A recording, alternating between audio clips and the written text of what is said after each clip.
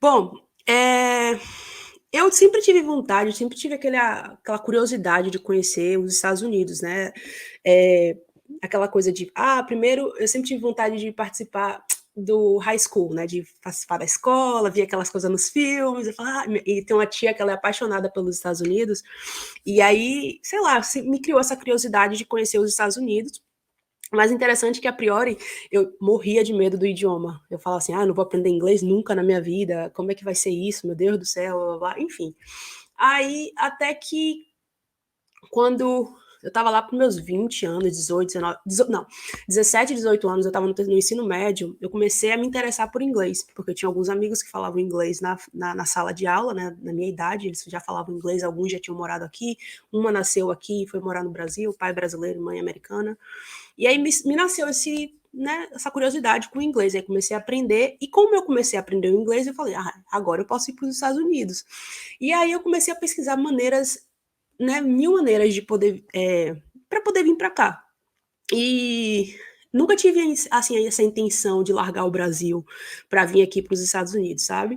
Era só realmente vir visitar, passear, ter uma experiência aqui, conhecer o país, viajar, enfim. E aí um amigo me sugeriu o programa de au pair, né, que foi a minha porta de entrada aqui para os Estados Unidos. Na época que ele me sugeriu isso, eu tinha uns 21 anos, e aí eu comecei a pesquisar, e aí vi todos os requerimentos que precisavam, eu comecei a trabalhar nesses requerimentos, nessas coisas que eu precisava concluir antes de conseguir vir, e aí, e aí foi esse mesmo período que eu levei para terminar a faculdade, e aí terminei a faculdade em dezembro, fevereiro eu vim para cá, tipo, menos de 2 meses depois, e enfim, foi isso aí. Bacana. E para quem não sabe, Tássia, o que que é o programa de au pair? Assim, dá um apanhado geral para a gente entender como que funciona esse programa, se você precisou de ajuda ou não, contratou alguma assessoria para esse processo. Conta para nós. Então, o au pair basicamente é um programa de intercâmbio no qual você mora com uma família americana, você tem o direito a estudar, né? Não é nada muito grande, não é faculdade, nada do tipo, mas você tem direito a estudar inglês ou fazer um curso pequeno aqui, porque a bolsa é bem minúscula mesmo, eles dão uma bolsa de US$ 500 para você estudar por ano, e tem uma chance de conviver com o idioma, né? De aprender o inglês, melhorar o inglês, e viajar e conhecer os Estados Unidos, estar envolto na cultura, né? Então, você basicamente precisa contratar uma, uma agência, né? Eles vão ser sua espécie de assessoria, aqui nesse caso, né? Eles não é assessoria em si, mas é uma agência, né? Que combinada com agências aqui dos Estados Unidos, elas fazem esse link da família com as pessoas que querem fazer esse programa de au pair, que inclusive, eu sempre falo, é para homens e mulheres, tá? São requerimentos diferentes se você é homem, mas tenho vários amigos que fizeram esse programa de intercâmbio. E aí, basicamente, você vai morar com uma família, vai cuidar das crianças que elas têm, geralmente uma, duas ou três crianças. Eu tive uma amiga que ela cuidou de 4 crianças, assim, sabe? Então, assim, depende da quantidade, mas é isso, você mora com a família, você basicamente é considerada uma irmã mais velha, mas lembrando que existe, né, nem tudo são flores, ainda é um trabalho, você não tá lá só para viver, tipo, ficar coçando, você tem que trabalhar para poder fazer seu dinheiro, você tem uma responsabilidade, mas os prós, né, de tipo, de viajar, de conhecer gente, de fazer amizades, de conhecer, foi um ano que eu mais viajei enquanto eu estava fazendo esse programa de intercâmbio, né, então, é isso, é basicamente isso, você vem para trabalhar e estudar, você vem com o visto J1, né, que é o visto de trabalho e estudante, e você pode fazer esse programa de intercâmbio de 1 ano até 2 anos, né, porque você pode renovar.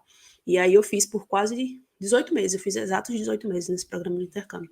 Bacana. Foi isso. Existem alguns requisitos específicos, por exemplo, você não pode ter isso, ou você tem que ter aquilo, ou não? Sim, tem alguns. Os principais é assim, você tem que ter um inglês.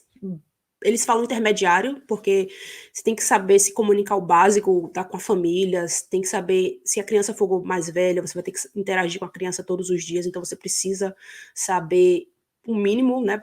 Claro que você vai desenvolver, mas tem que pelo menos saber conversar. Mas como minha primeira família foi um bebê, me deu tempo, né, de chegar e não precisava interagir com a criança o tempo todo, então eu fui melhorando, assistindo televisão e conversando com a mãe, enfim, aí eu fui melhorando nesse sentido, mas é ideal que você já venha com inglês intermediário para você ter um básico mínimo de comunicação. Carteira de motorista, eles dizem que você não pode ter filhos, mas já conheci várias meninas que fizeram isso, deixaram o filho com a avó, com o pai, porque é um período curto, né, não é nada muito longo, e muita gente vem só para fazer realmente ter a experiência, né, enfim, ter carteira de motorista, ter o inglês, ter. Acho que esses são os. E ter. Eu não lembro a quantidade de horas exatamente, mas eu acho que foi acho que 200 ou 500 horas semanais. Eu não lembro a quantidade de horas, mas se vocês pesquisarem, dizem, porque acho que depois de 5 anos, né, 6 anos que eu fiz, eles acham que eles já devem ter alterado a quantidade de horas. Mas tem uma quantidade mínima que as meninas precisam ter, e as rapazes, eu acho que é entre 500 e 1.000 horas com crianças. Então, essa é a única diferença entre rapazes e moças, né? Rapazes precisam provar com mais horas que tem experiência com criança para poder conseguir fazer parte desse programa. Porque, afinal de contas, você vai ser babá da criança, né? Por mais que tenha todo esse floreio, né? De tipo, você vai ser a irmã mais velha, fazer parte da família. Você ainda está trabalhando, você ainda tem que ter algum tipo de experiência para poder dar conta dos pestinhos, né? Porque tem criança que é virada. Então, assim, você não vai simplesmente chegar e achar que vai ser as crianças mais comportadas do mundo. Você tem que saber disciplinar. Por isso que o inglês é tão importante, né? Porque depender da idade da criança, se você não só tiver jogo de cintura, você pira, né? É muito complicado. E conta para nós, tá? Se na época esse processo todo, assim, custou quantos dólares para você ou quantos reais, assim? Olha, em real, ele foi menos de 8 mil reais na época, mas o dólar tava 3 e pouco, 3,60, 3,30, alguma coisa assim. Foi menos de 8 mil reais na época. Hoje ele deve estar uma média de entre 10 e 15, uns 15 mais ou menos, porque é baseado no dólar, né? Então o preço não muda muito. Eu acho que não mudou muito de 6 meses para cá, mas é baseado no dólar, então deve estar numa média de 10 a 15 mil e você pode financiar, né? Pelo menos na minha época tinha essa opção de você poder financiar com um banco, e aí você, contanto que você tivesse alguém que conseguisse financiar esse valor para você, você conseguiria, e uma vez que você chegasse aqui, você era pagar. Né? Tem muita gente, conheci muita gente assim no grupão, né, que é um grupo no Facebook, que tem vários au pairs e tal, que muitas meninas fizeram isso, os pais se financiaram, e aí à medida que eles estavam trabalhando aqui todo mês, eles mandavam uma quantia, porque eles estavam trabalhando, então eles conseguiam pagar daqui. E na época você chegou a pesquisar outras modalidades de intercâmbio ou só essas mesmo?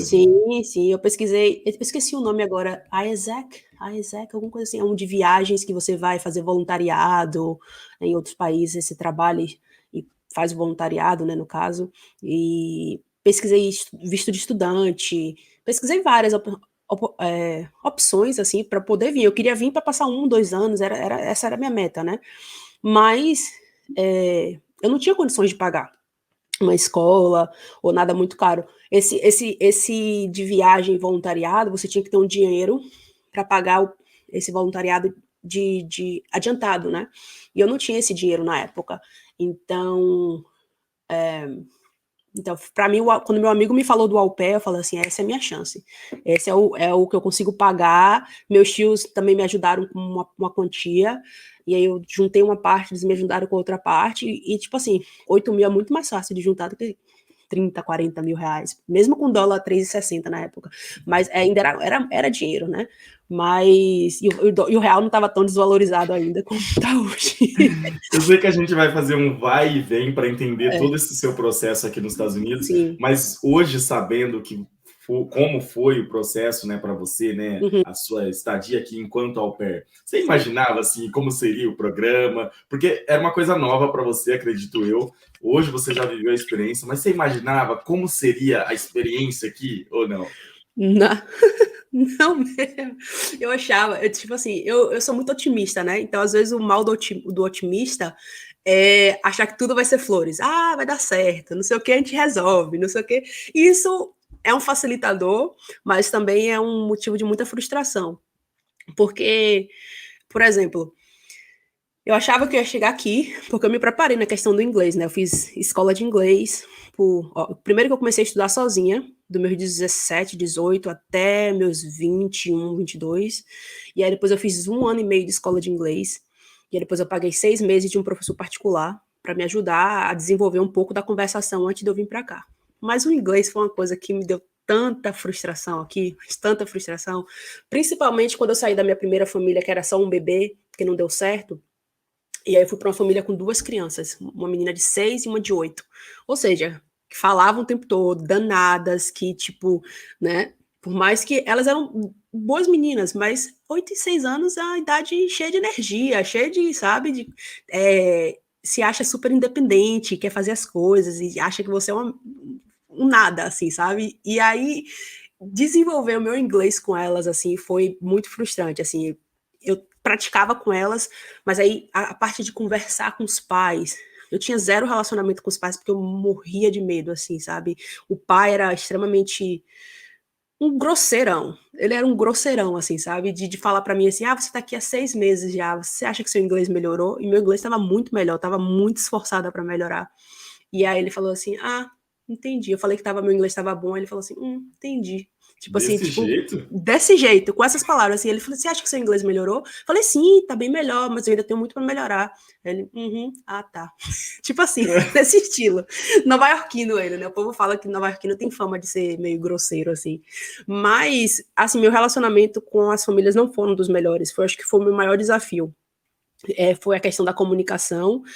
De eu me sentir insegura, então, consequentemente, eu não sabia me conversar e explicar as coisas melhor, e às vezes, eu não sei, acho que mexeu com a questão da comunicação, e aquela sensação de voltar para casa dos pais era extremamente, eram gatilhos, assim, para mim, assim, nessa família em específico, eu senti que eu estava voltando para casa, eu tinha esse cara, essa família me ativava uma ansiedade, assim, de eu não conseguir, eu não sei explicar, eu me sentia o cocô do cavalo bandido nessa Sério, casa, assim, mas era muito difícil, assim, mas o era que só, que, não era só, hã?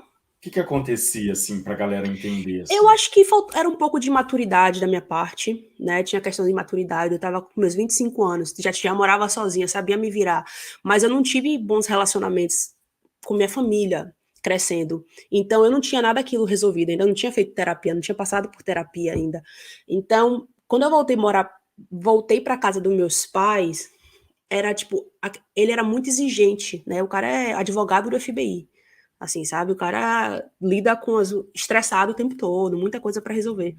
Então, era muito difícil, às vezes, ele me pedia para fazer as coisas, só que eu não assimilava muito rápido, porque meu inglês ainda não era muito bom.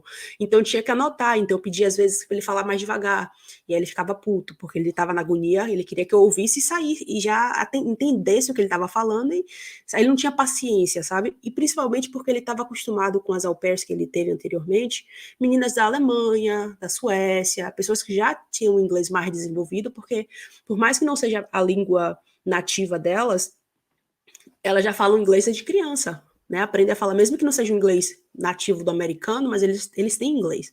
Diferente de mim, que aprendi inglês naquela época, era o quê? 3 anos antes, 4 anos antes de vir para cá, para os Estados Unidos. Então, era completamente diferente. Então, ele não tinha essa paciência. A gente se frustrava muito um com o outro. Assim. A gente não brigava porque eu era má pessoa, porque eu fazia algo errado.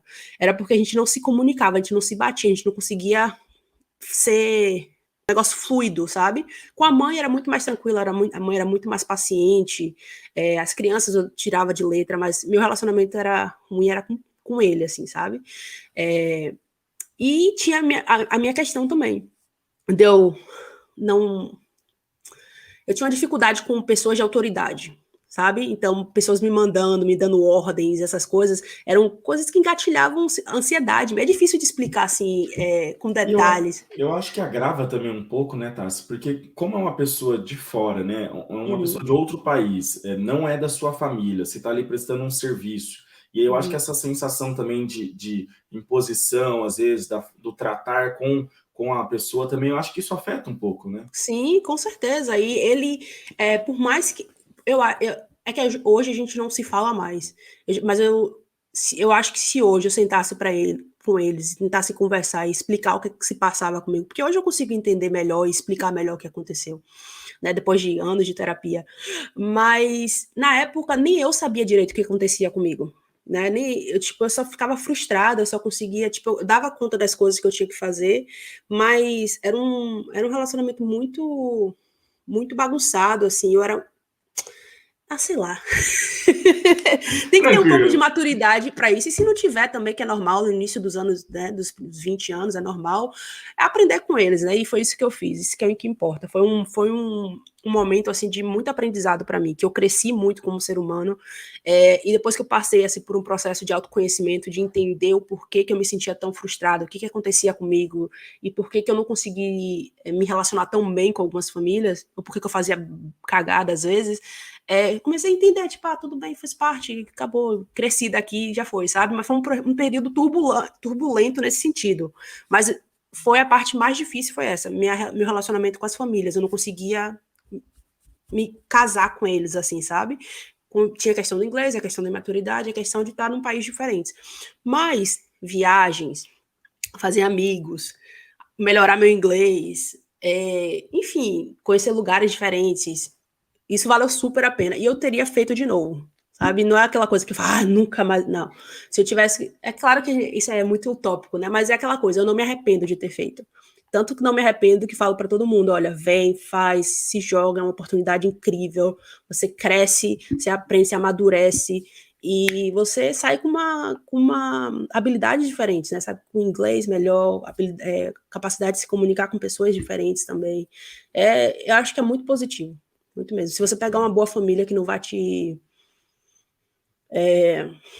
abusar de você na questão dos horários, né? Que muitas meninas realmente pegam famílias que abusam na questão do horário, porque você tem que trabalhar de 40, acho que é 40 ou 45 horas semanais. Tem família que quer que você trabalhe 50, 60, sabe? E não faz parte. E mesmo que eles paguem extra, não é indicado, porque você já trabalhou muitas horas, né? Tem família que é chata com questão de comida, quer que você compre suas comidas, enfim, tem várias tretinhas assim no mundo do au pair, assim, que acontecem, sabe? Mas se você pega uma boa família que te recebe bem, e é só se jogar, é uma experiência